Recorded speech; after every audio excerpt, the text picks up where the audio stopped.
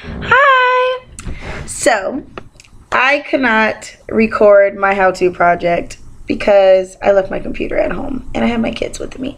But I can walk you through it as best as I can so you guys can understand it. I was going to set up something, with maybe like an orange as a bowling ball and then a few bottles. But then it wasn't really working out the way I wanted it to work out. And it was very weird.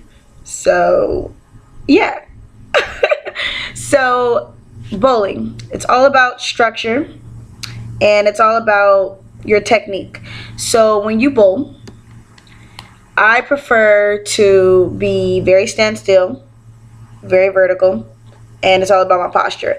If you're leaning or anything in the wrong way, you're not really going to get the efficiency that you could. Sorry about that.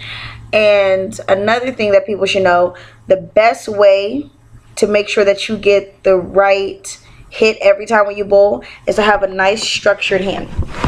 A lot of people when they bowl, they kind of flicker their wrist, They kind of take the ball because they've seen movies and they just throw it. Okay, when you do that, there's no control. The ball's just going to do whatever you want it to do, and that's a lot of time how people get splits. It's a lot of time how people end up not being able to get strikes or anything. They end up with gutters because if you take a ball, it's like if I take my phone right now, right, and I flicker my wrist, there's no control. There is nothing. My phone has no structure. So if I just throw my phone, it's going to do whatever it wants.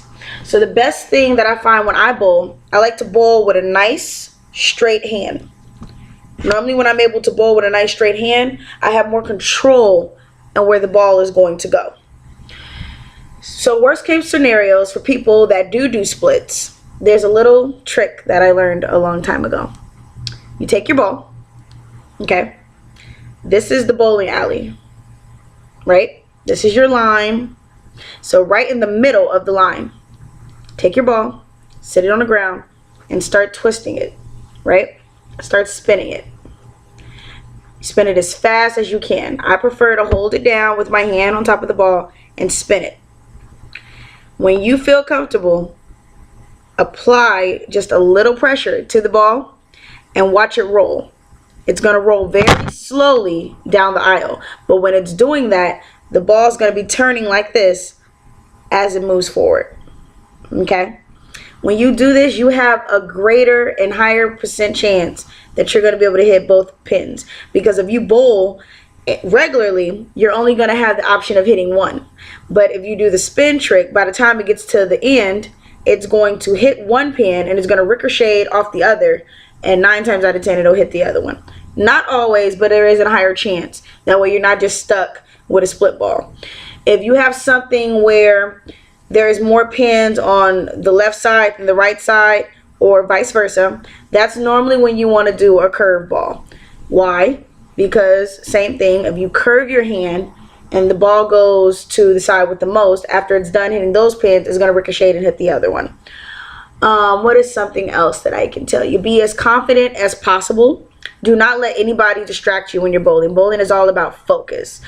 So make sure when you're bowling that you have a clear mind. And remember that be basically straight when you're bowling. Have nice posture when you're bowling. And try to remember the spin trick when you have a split. And the curve ball when you have more pins on one side than the other. If you're still getting gutters, I don't know what to tell you. But that's a how-to for you.